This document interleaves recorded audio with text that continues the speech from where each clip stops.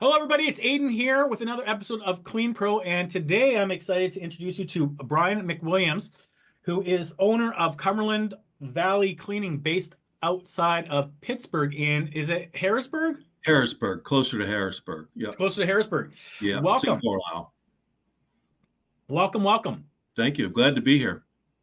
So I always like to start off with the first question, kind of, because I'm always intrigued because I just always think, to date myself, I always think about that stupid Seinfeld episode where Kramer's trying to get off of a ticket and they're going to court, and he always wanted to be a banker. So I always think about, he's always wanted to be a banker, and it always makes me think of most people don't always want to be in the cleaning business, but somehow, some way, you fall into it by accident or what have you. Some people, on purpose. But what's your story? How did you get in the cleaning business, and what started you to start Cumberland Valley? I had spent a lot of years in law enforcement, but I had always wanted to own my own business. And, when you have kids, you have health insurance, and it's risky to start a business. And I kind of never did it. I kind of didn't I guess you could say I didn't have the guts to do it because it's kind of a scary thing. And so about a little over 6 years ago, I started, actually close to 7, I started doing it part-time while I was still working a full-time job. It kind of gave me a something to lean on, some support. Yeah. And so I started part-time and then eventually took off, and it grew into a full-time business. I started the cleaning business because I was looking at different businesses to start. I was looking at startup costs, franchise fees. There's going to be franchises involved. And I'd looked at this and I thought, this looks like a pretty good model to be able to start off on something of my own and slowly build it and, not go into debt, kind of starting a business. So that was the main reason why I decided to start a cleaning business. Yeah, I mean, it's definitely a business that's a low barrier to entry. Lots of competition, depends on where you're at, located. Lots of competition, Yeah, which there is. which can make it a bit of a challenge. But the nice thing is that if you're right, you don't have to, you know, pay franchise fees to get involved or what have you. You can kind of start on a fairly economical budget. Um, so so you started. How did you get your first job? So you're law enforcement, doing evenings, weekends. How did that pan out? What did you do? So actually started off doing residential accounts Mm, because they were the easiest one to crack. They were the yeah. easiest ones to get into. And I kind of was back in the day, there was a couple sites that you could join where they'd send you leads, kind of like an Angie List type thing. Yeah. And I got a couple leads, legitimate ones. Some of them weren't. But I started with that. I started doing the houses myself, and it grew a little bit, and I hired one person. And to be honest, I really wanted to go into the commercial side. Um, Residential cleaning, it's hard because, for example, I hired somebody, people move, people have a budget and think they want somebody to clean their house, and 7 months later they're like, oh, it's too much for our budget. And there's always something in transition with residential. I know there's companies do it successfully, and God bless them, but for me, I find it was kind of difficult. And so I slowly got a couple commercial accounts, and it just kind of steamrolled, word of mouth, things like that. I did just a little bit of marketing, and it seemed to have really taken off. I was, I think part skill, but a lot of luck. Yeah. I mean, I know what you mean with the residential cleaning. I always think, I would never, if I was ever start my residential cleaning company, which I don't think I would, but if I was going to, I definitely wouldn't want anyone like my wife as a customer, because we've had it before, and she finds something, and Mhm. I'm like, sweetie, like, what do you expect for 2 hours? Like, Right. you Yeah, know, uh, and so yeah, so that's a hard one to please people as well, right? it is. Very, very, very. So how did you go about making that transition? And what was your first actual commercial cleaning job? It was actually it was a counseling office. I got that through a lead generation source. And I got there was another office building connected to that, and word of mouth, I got that account, and a couple leads, and then just doing some good work, and kind of word of mouth.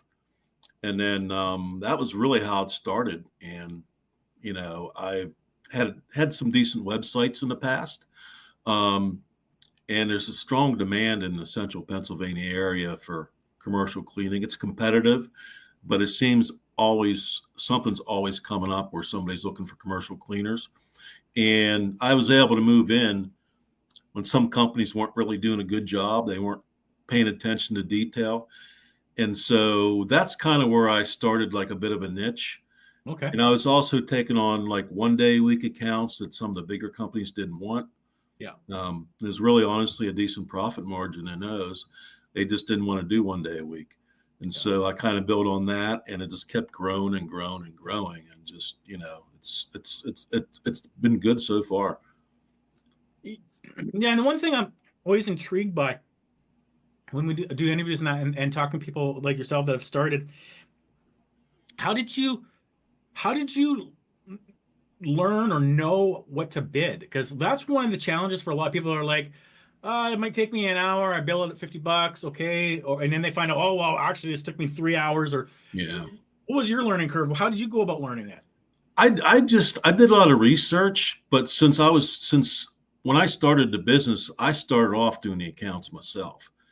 And so there were different sizes, and I kind of got a general idea what it would take, Yeah. based on bathrooms and things like that. I haven't actually done the work. I had a pretty good idea. And I looked at, the basic hours for square footage and things like that. Um, I belonged to a couple sites that gave you good information on how to bid. I followed that. Okay. But I don't think I'd have been as successful as I did if I wasn't actually doing the cleaning to start off, which I don't do much of that anymore, but I do have a good concept about how long it takes to clean. And I think that's helped me a lot. Yeah. Yeah, no, definitely. If you're actually doing it and stuff, you probably made maybe a few mistakes at first, Oh, recognizing sure. that Yeah. right? Yep. I But certainly did. yeah. Yep. So as you've slowly gone from one customer to another customer, it sounds like you got a lot of word of mouth, a lot of referrals. Um, what are you doing? What are you doing now? Let's talk about two different well, three different things. Let's talk about sales, marketing, operations. Let's talk about marketing. I kind of refer to marketing as kind of the one to many, the one to many advertising postings, what have you. What, if anything, are you doing from that aspect or from that perspective to uh, create awareness or to get leads, or what's that kind of look like for you? I'm kind of actually, it's funny you mentioned, I'm kind of revisiting that, um, because during COVID, I really had problems getting employees. Yeah. And, I was very selective on what I took as far as new accounts because I wanted to be able to manage them. So there was a big boom initially with COVID, and I was difficult to find staffing. I mean, even I was up to $20 an hour, and I was still having difficulty with staffing at that point. Yeah. So wasn't that point. I wasn't too much into growth, and I had grown enough. I think that I was probably a little too comfortable with it, Yeah. and I didn't really market much. And so the last 2 or 3 weeks, I've been revisiting that. I'm ready to take on, additional growth because I have staffing in place. I have a good team, and so it's allowing me to go into marketing. So I have an SEO option on my website that reaches out during certain times. It puts me in the top 3 on Google, um, certain times a day. That's been pretty successful for me. Um, I attend a lot of Chamber of Commerce events, Yeah. mixers, things like that. That's been extremely successful for me. Um, but I'm looking to actually market my business a little bit more as far as doing some advertising and maybe some lead generation, things like that. Um, I'm ready to take a step forward again and continue growing my business. But yeah, maybe I probably got a little too comfortable there for about 8 or 10 months. So Well, it's funny you mentioned the Chamber of Commerce because I just we got a customer the other day that focused on the Chamber of Commerce. So we scraped the internet and got all the Chamber of Commerce um, in their area. They had like 5 or 6 different Chamber of Commerce. So just funny you mentioned that because that's how they've grown their business as well. on the Yeah. Chamber of Commerce, um, which is kind of coincidental. Uh, so so you look at growing and doing that on the marketing side. Um, on the sales side, on the one to one to one, when you're actually having a meeting, what's kind of like your process to closing the customer? Um, uh, do you have anything you do in particular? Any formats or processes or tools that you use, or do you just kind of eyeball it? How's that look for you? So when I go out, and meet a contact and I'm doing an appraisal, um, I kind of I always try to get a feel for what the current company's doing right and wrong. Yeah. And a lot of times they're not listening to the client. And so what I do is, I tell them, like, I'm right here in Carlisle. Like, if you have an issue, you have a complaint, you're talking to me, the owner. You're Yeah. not talking to a regional manager or somebody who's out of town, and they're not, they don't really might not care about returning your phone call or emails. And I'm actually find that a lot when I go out. Like, companies aren't returning, clients' emails and things like that. And I Yeah. also state that if somebody isn't showing up, we're coming out the next day, which probably most likely will be me. But we're coming out. We're just not going to abandon you, and that's one of the good thing about supporting a local business. So I found that's really been a good closing technique for me. Yeah.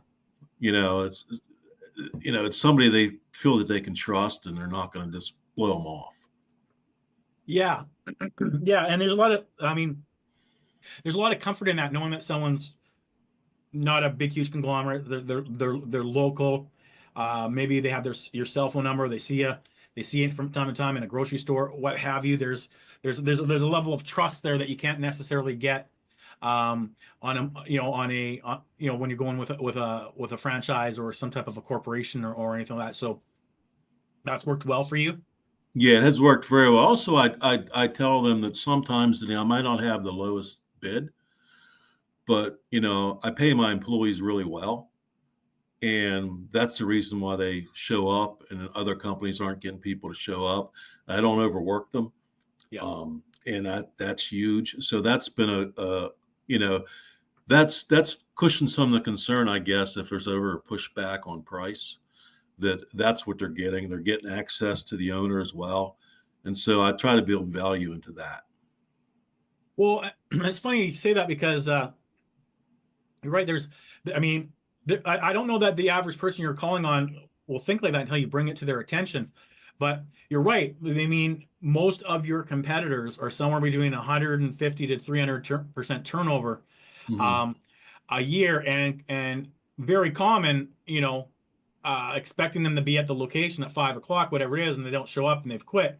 Now they got to go do it, and you got people. So knowing that you're paying your people well, that they're loyal and they're going to show up. Uh, that's something that a lot of people just kind of just kind of assume. But then when you bring that to light of that turnover and they recognize, oh, that's a great point. There's some certainty in dealing with someone that's local, and paying their people well. And I think a lot of people, I think that goes a long way, especially in, not in the smaller counties, cities, maybe not so much in the big corporate towns. But that's a common thing that with interviewing people and stuff like that, that when they bring that to their customers' attention, that you pay well and all that stuff, that people value that and take that in consideration, but they don't necessarily think about that unless you bring it to their attention. Right. And I just kind of do the preemptive thing to not make it just about the cost either, because Mhm. I don't. I think that's one thing that I've made a lot of mistakes like everybody.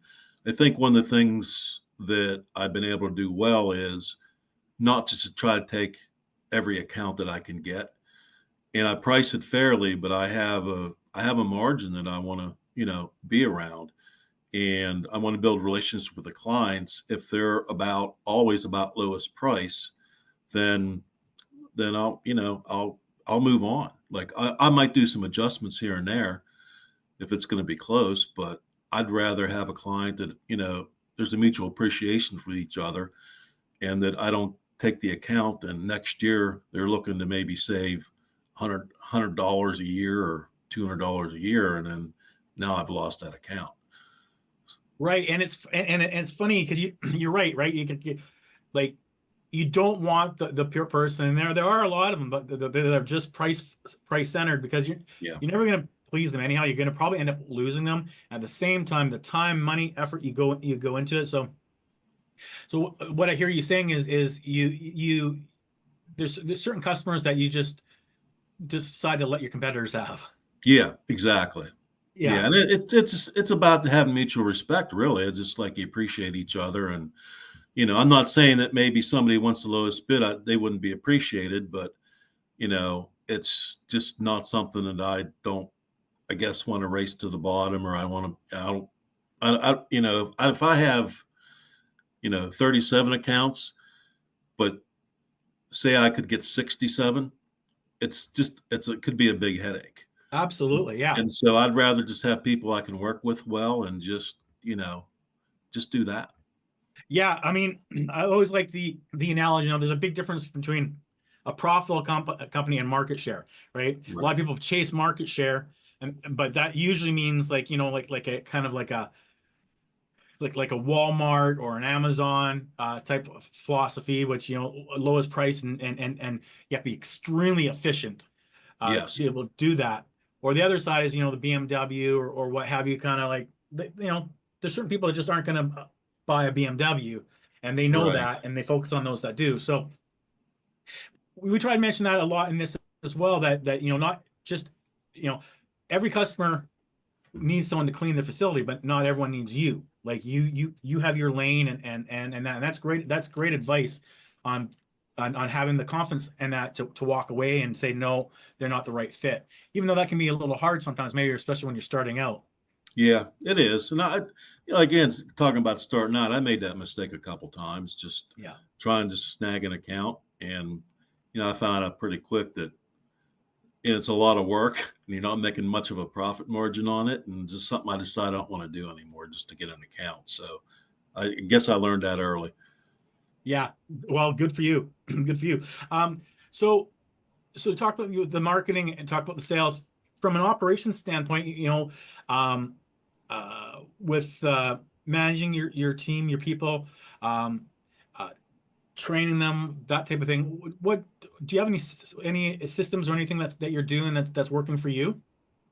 Yeah, I do all the training, on the job training with them. And I'm with them when there's a new account starts.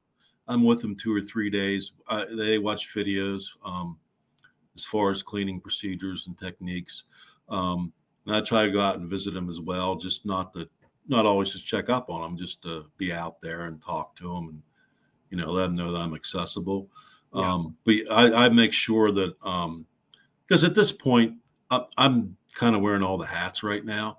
Yeah. So I'm the one doing the training. So, and I don't just that's another thing some companies do. They'll just throw somebody at a location, watch a video, and say, hey, go clean this location. I don't do that. I go out the first couple days and train with them, especially the bigger accounts. That could be maybe even 3 days. Well, that's good, because you always hear the stories of, like, someone's, they just hired someone, and well, I got a buddy actually, and he hired a cleaning company, and they came in on the weekends to clean it, and he came down, he sat down in his office, and he looks up, and there was, like, on his whiteboard, like, kid drawings, right? And the cleaning staff had brought in their kids, right? He didn't mind, but it was like, well, yeah, but thank goodness I didn't have a customer walk in for a meeting, and there's this these child drawings and stuff like that. So working with them, making sure they know the expectations of how to do things and all that stuff, that's important, but that's not always done. Oh, it's not.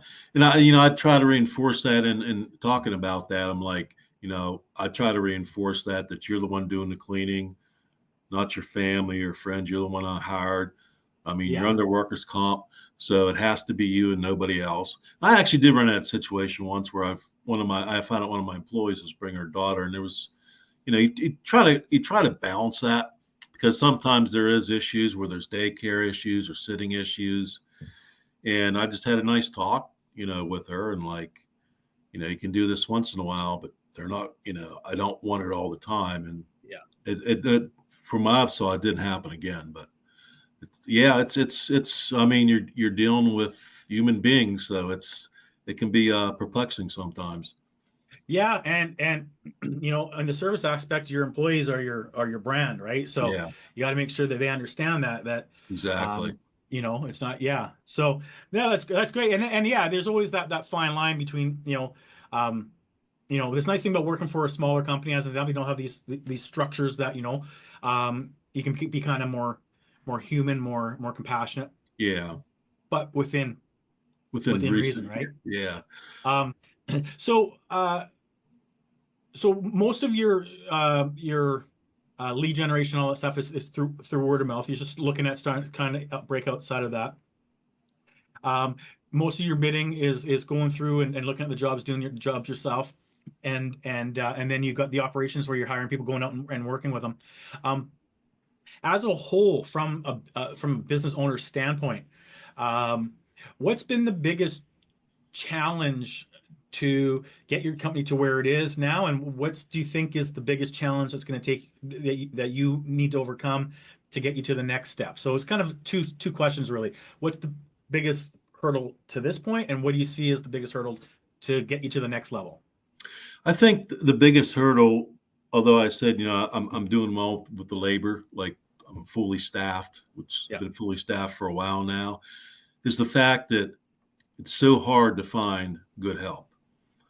And so when you take on an account, you're taking a leap of faith that you're going to find the right person to hire, and it's difficult. And so that I think that will still continue to be a hindrance a Yeah. little bit. But I mean, you can't not grow either. So you got to take some chances, and that's something I'm willing to do this year. Is to increase my bottom line and my sales and just grow. Yeah. But I still think it's labor is the biggest thing as far as finding the right person to fill that account. And then you don't want to fail, right? You don't want to fail when you get a new account. You want to show them that you hired us for a reason. So I think that's one of the biggest things. And what I'm seeing now is more than usual is the fact that a lot of this is starting to be price points. Um, where even though if you overcome the obstacles, sometimes you say, look, we really wanted to, and I heard this a month ago. We really wanted to go with you, but you were just a bit more expensive. And, I've tried to get those obstacles out of the way ahead of time. So I'm seeing a little more of that too. I think that's the two things is the labor market, although it's gotten better, Yeah. finding good quality people's tough. And you're always fighting price points. But the price points seem to be a little bit more this year than they seem to have been in the past. So I think that's the two biggest obstacles. Yeah, I've had a few people say that, I don't know if I agree or don't agree. I don't really know, but kind of like, the last year has been recession-ish, Yes. and definitely not growing. So, and when the times are tight, that's when people start looking, right? Oh, how do I cut here? How do I cut here? And unfortunately, cleaning can be one of the first ones that people look at. Yeah. Um, and what do you see that as the challenge to take it to the next step is getting the right people and getting the people and getting them on board and I think it is. And I haven't hired anybody in about 6 months. But every time I hire, just as an example, you might have 25 applicants. I'd probably put 3 or 4 on the short list. yep. And and then you interview and you do background checks. You hope the interviews go well, and the background checks don't always go well, and it's a struggle. It really is a struggle. But I mean, you can't let that hold you back. But yeah, it's a struggle. Yeah. Yeah. Well, at the end of the day, you're in the people business, right? And finding the Yeah, people and keeping the people. Um, and yeah, two steps forward, one step back. yeah. Everyone experiences that, has those challenges.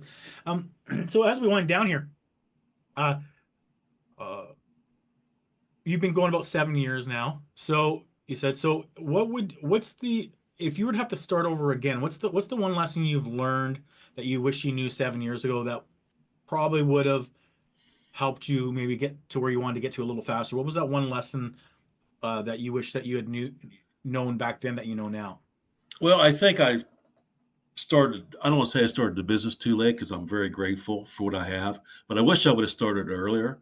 Yeah, I wish I would have started the business like maybe 15 years ago, yeah, and it would have put me in a more of an advanced situation of where I wanted to go. I would probably already be there. Um, the fact that I waited and I only started 7 years ago, and I'm grateful for what I have. It's been very nice, but um, it's a long climb. It's a long, steady climb. It's more of a jog and not a sprint.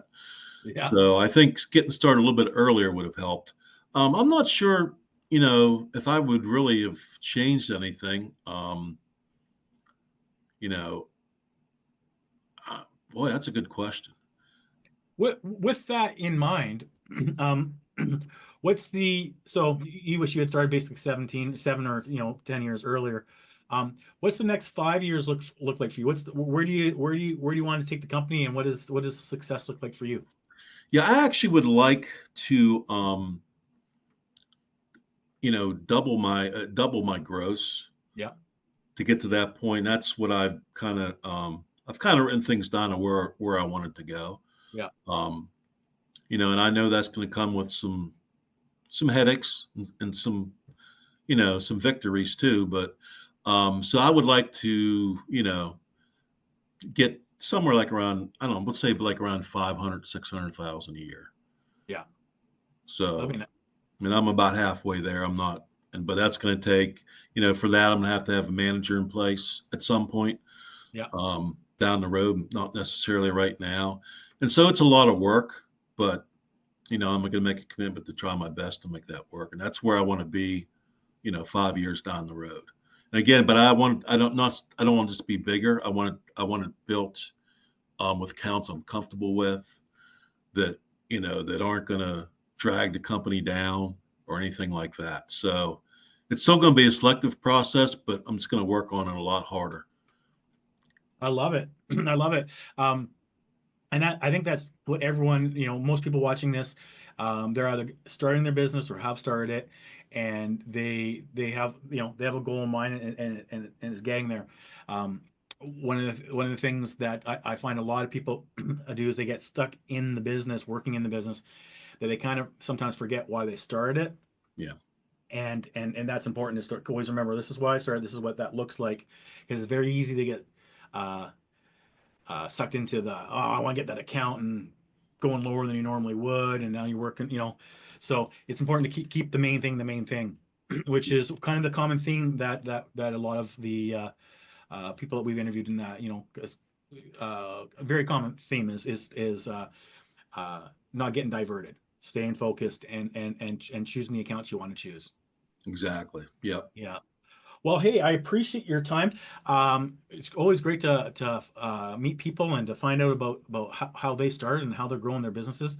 For anyone watching here, we'll drop everything into the show notes. But what's the best way to find you? And are you on LinkedIn? Are you on YouTube? What social media channels are you part of? And how can they find you?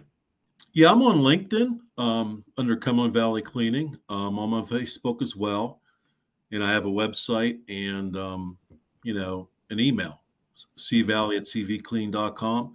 And you can send me an email. I'm accessible either way. My phone number is on all the sites as well, the office phone number. So um, I'm accessible most times a day and most of the night.